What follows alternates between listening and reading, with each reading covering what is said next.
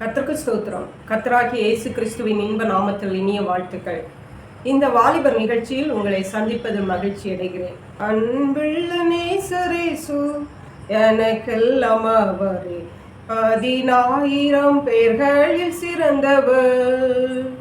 அவர் பள்ளத்தாக்கின் லீலி எனதெல்லாம் அவரே, என் ஆத்துமாவின் பிராணநாயகர். துக்கத்தில் என் ஆறுதல், துன்பத்தில் எனதின்பம், என் கவலைகள் எல்லாம் தாங்குவார். அவர் பள்ளத்தாக்கின் லீலி, அவர் காலை வெடி வெள்ளி, 10,000 பேர்களில் சிறந்தவர். அவர் பள்ளத்தாக்கின் லீலி, அவர் காலை வெடி வெள்ளி, 10,000 பேர்களில் சிறந்தவர். இந்த வாலிபர் நிகழ்ச்சியின் தியானத்திற்காக ஜெபித்த பொழுது தேவன் தந்த வசனம் சங்கீதங்களின் புஸ்தகம் 32 சங்கீதம் 8 வசனம். நான் உனக்கு போதித்து நீ நடக்க வேண்டிய வழியை உனக்கு காட்டுவேன், உன் மேல் என் கண்ணை வைத்து உனக்கு ஆலோசனை சொல்லுவேன். நம்முடைய கர்த்தராகிய இயேசு கிறிஸ்து நமக்கு ஆலோசனைகளை சொல்லுகிற தேவன். வாலிபர்களாகிய நீங்கள் இன்றைக்கு, வாலிப உள்ளங்களாகிய நீங்கள் இன்றைக்கு யாரிடம் போய் ஆலோசனை கேட்பது? என்ன படிப்பு படிப்பது? என்ன வேலைக்கு செல்வது? எப்படி வாழ்க்கை துணையை தெரிந்தெடுப்பது? இப்படிப்பட்ட பல காரியங்களிலே ஆலோசனை தேவைப்பட்டவர்களாக காணப்படுகிறீர்கள். இவையெல்லாம் யார் எனக்கு கைட் பண்ணுகிறது என்று நீங்கள் நினைத்து குழம்பி போயிருக்கலாம். உங்களுக்காக தான் தேவன் சொல்லுகிறார், நான் உனக்கு போதித்து நீ நடக்க வேண்டிய வழியை உனக்கு காட்டுவேன். வாழ்க்கையிலே நாம் ஒவ்வொருவரும் ஒவ்வொரு பாதையிலே நடந்துதான் ஆக வேண்டும். நல்ல பாதைகளை நாம் தெரிந்தெடுத்தோமானால் அதன் எண்ட் ரிசல்ட், அதன் முடிவு நன்மையாக ஆசீர்வாதமாக இருக்கும். ஆனால் அது முதலே நமக்கு தெரியாது எந்த வழியில போனால் நல்லது என்று. ஆனால் தேவன் சொல்லுகிறார், நான் உனக்கு போதிப்பேன். மனிதர்களை நீங்கள் நாடி தேடி ஒருவேளை களைப்படைந்திருக்கலாம், ஒருவரும் என்னை சரியாக கைட் பண்ண முடியவில்லை என்று.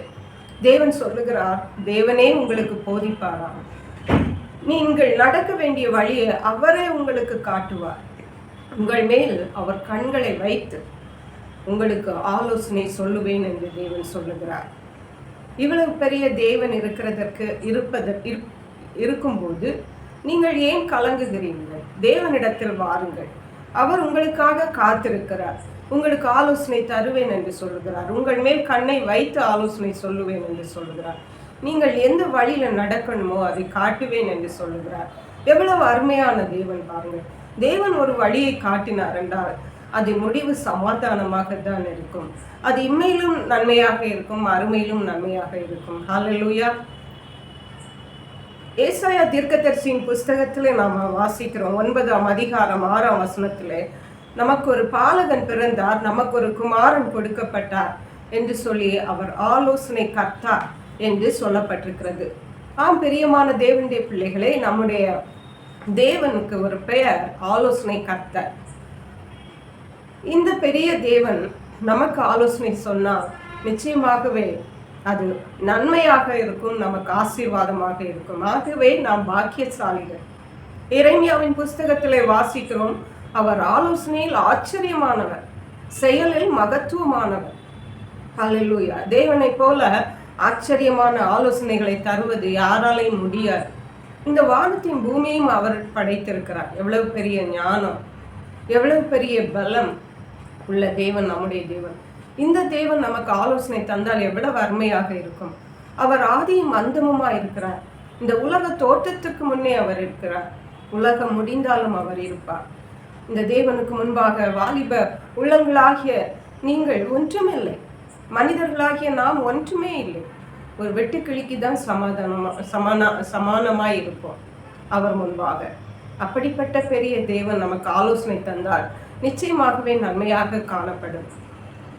ஆகவே இந்த நாட்களிலே நீங்கள் கர்த்தரிடத்தில் வாருங்கள். உங்கள் கல்வியை குறித்து, வேலைகளை குறித்து, உங்கள் வாழ்க்கையை குறித்து எதை வேண்டுமானாலும் தேவனிடத்தில் ஆலோசனை பெற்று நீங்கள் வாழும் பொழுது நிச்சயமாகவே தேவன் அது நன்மையாக முடிய பண்ணுவார். நன்மைகளை நீங்கள் சுதந்திரித்துக் கொள்ள முடியும். ஹல்லேலூயா. பரிசுத்த வேதாகமத்தில் ஒரு வாலிபனை பற்றி சொல்லப்பட்டிருக்கிறது.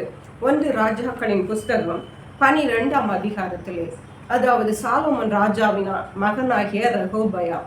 சாலோமன் ராஜா இறந்த பிறகு அந்த இஸ்ரவேல் புத்திரர் எல்லாரும் ரெகொபெயாமினிடத்தில் வந்து சொன்னார்கள், உன்னுடைய தகப்பன் எங்களை மிகவும் கஷ்டப்படுத்தி விட்டார்கள், பாரத்தை எங்கள் மேல் ஏற்றி விட்டார்.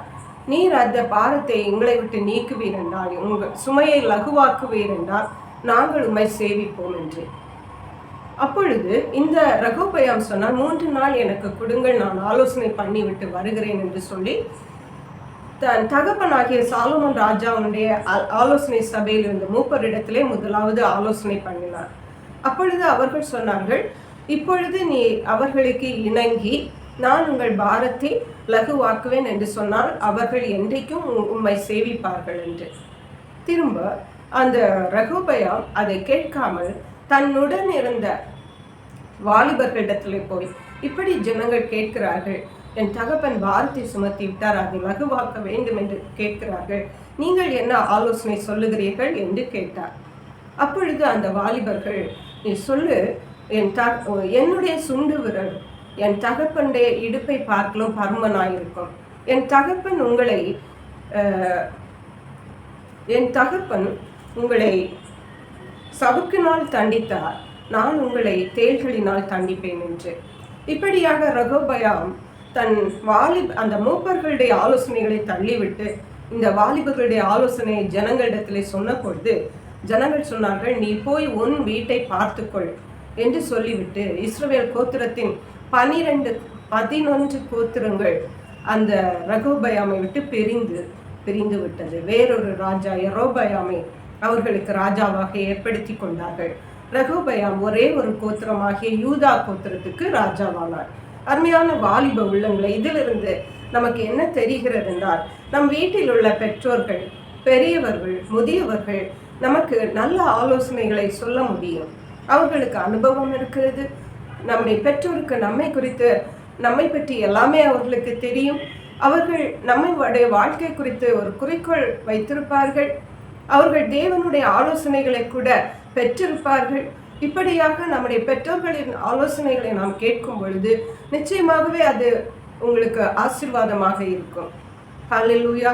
பெரியவர்கள், முதியவர்கள், வயதில் முதிர்ந்தவர்கள் சொல்லும் ஆலோசனைகளை நாம் ஒருபோதும் தட்டக்கூடாது. ஆனால் தேவன் சொல்லுகிறார், அவரே உங்களுக்கு ஆலோசனை தருவார் என்று. தேவனுடைய ஆலோசனை மிகவும் ஆச்சரியமானதாக இருக்கும். நீதிமொழிகளின் புஸ்தகத்தை அனுதினமும் வாசியுங்கள். அது உங்களுக்கு அறிவை தரும், அது உங்களை உணர்த்தும், அது உங்களை ஆசீர்வாதத்துக்கு நேராக வழி நடத்தும். ஆகவே வாலிப உள்ளங்களாகிய நீங்கள் எந்த காரியத்திலும் குழம்பி போகாதபடி தேவனுடைய சமூகத்தில் வாருங்கள், ஜெபியுங்கள், தேவனை நோக்கி கேளுங்கள், என்ன செய்ய வேண்டும் என்று ஜெபம் பண்ணுங்கள், உபவாசியுங்கள். அவர் நிச்சயமாக உங்களோடு பேசுவார், ஏதோ ஒரு விதத்தில் உங்களோடு பேசுவார். மற்றும் பெரியவர்கள், முதியவர்கள், பெற்றோர்களுடைய ஆலோசனைகளையும் நீங்கள் கேட்டு அதன்படி செய்யும்போது நிச்சயமாகவே ஆசீர்வாதங்களை சுதந்திரித்துக் கொள்ள முடியும். கர்த்தர் தாமே இந்த வார்த்தைகளை ஆசீர்வதிப்பாராக. ஜெபிப்போம். எங்களை கிருபையை நேசித்து பாதுகாத்து வழி நடத்துகிற எங்கள் அன்பின் தகப்பனே, ஆசீர்வதிக்கப்பட்ட இந்த வாலிப நிகழ்ச்சிக்காக நன்றி. இந்த கேட்கிற ஒவ்வொரு வாலிப உள்ளங்களையும் கர்த்தர் ஆசீர்வதிங்கப்பா. அவருடைய வாழ்க்கையில் இருக்கிற எல்லா குழப்பங்களையும் கர்த்தர் மாற்றி அவர்கள் எப்படி நடக்க வேண்டும் என்று நீங்க போதித்து காட்டுங்க. நீங்க உங்க கண்களை வைத்து அவர்களுக்கு ஆலோசனை சொல்லுங்க. அவர்கள் ஆசீர்வாதங்களை சுதந்திரிக்க கிருபை செய்யுங்க. நன்றி பரிசுத்த ஆவியானவரே, துதிகன மகிமை உமக்கே செலுத்துகிறோம். மீட்பர் இரட்சகருமாகிய இயேசு கிறிஸ்துவின் இன்ப நாமத்தில் ஜெபிக்கிறோம் எங்கள் அன்புள்ள பரமபிதாவே. ஆமென். God plus.